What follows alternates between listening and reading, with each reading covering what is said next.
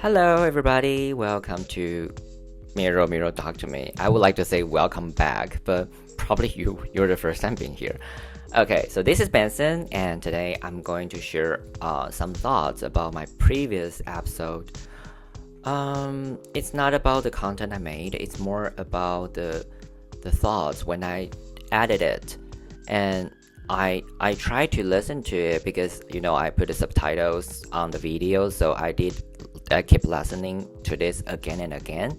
I don't know. Do you feel like my voice is a little bit too monotone, or you don't like to listen to this when I speak to myself, it's a little bit boring? Just let me know. I would like to know if you have the thoughts, because when I listen to this I feel like, oh my god, this person is so boring.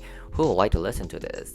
But probably you would, because you were here and listening to this podcast or watching this video. So I hope you don't feel like uncomfortable like listening to my voice. I When I edited, I kind of like had different thoughts about like the answers I would say.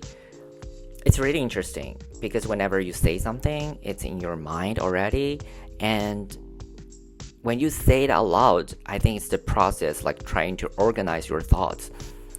But when you organize it, it's not it's not the final version.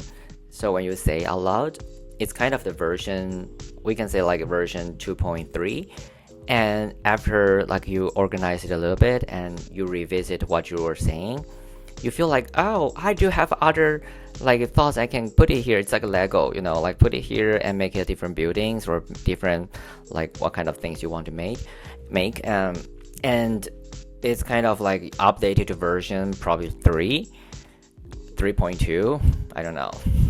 I mean, that is very interesting, because when we talk, we cannot like think in the meantime.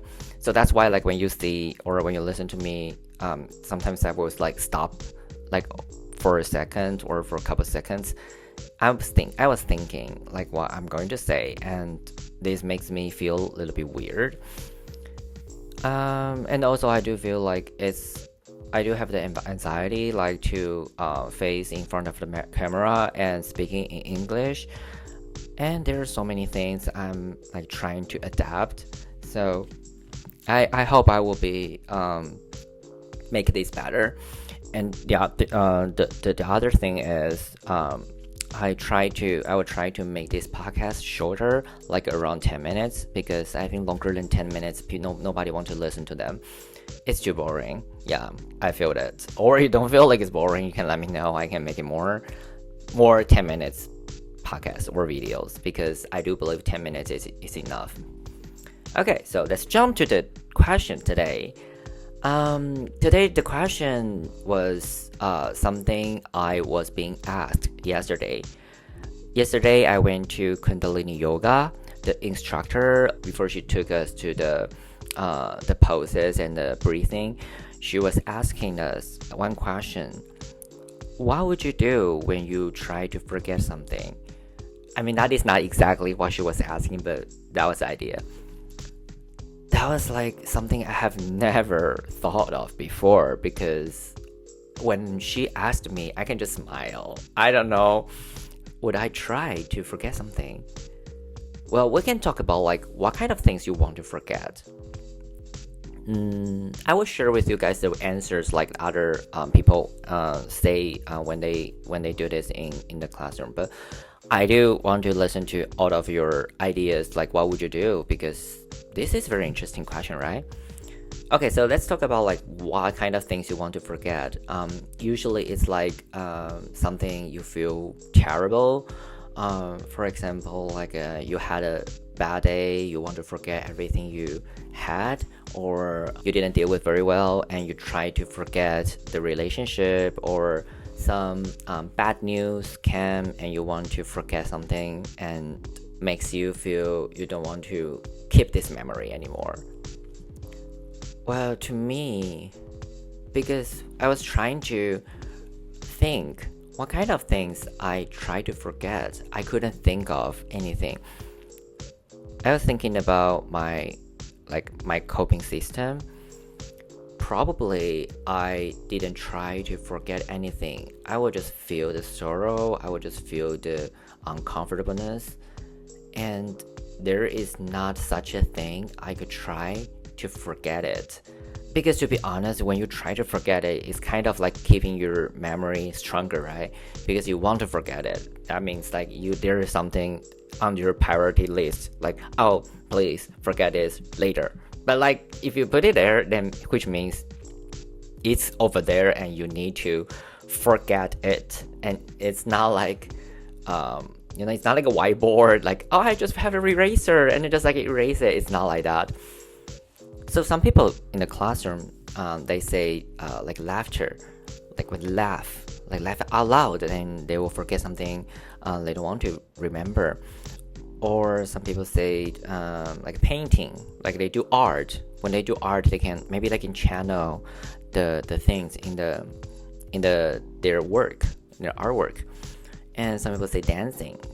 Probably because the music, when you follow the music, follow the melody and rhythm, and can forget things, you just grooving and make your dance moves. These are really great answers, and someone say that connecting to the earth. Yeah, I think going to some nature, it really works because nature really helps you to discover something like inside of your mind, and you can feel like the earth is trying to heal you. Like even you go to the beach, even if you go to the mountain hiking, you can see like things like the breeze and the trees and the waves. It helped you. I mean, I did this sometime.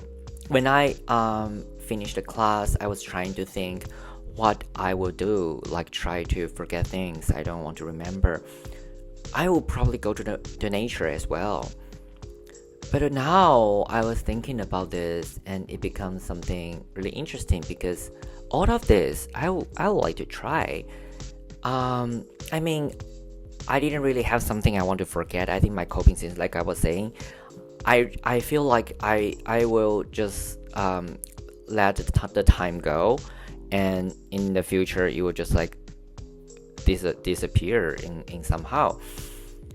I don't really find it anything I would try to do to forget the memories.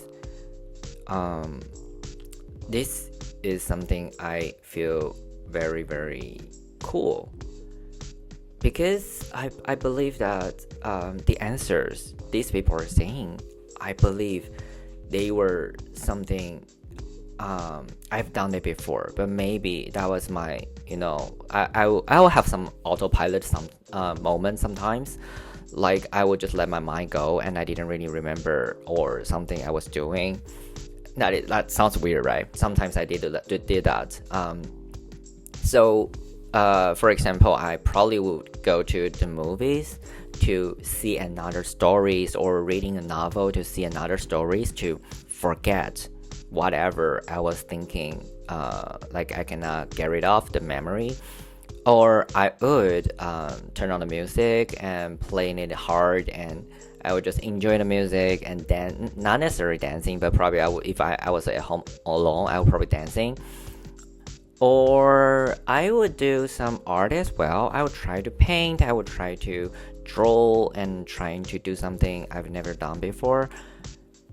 Writing, probably that is something I can try. Writing it down, because I can kind of like archive this memory in the laptop, or you write it on the paper, just archive them. I would probably did it before.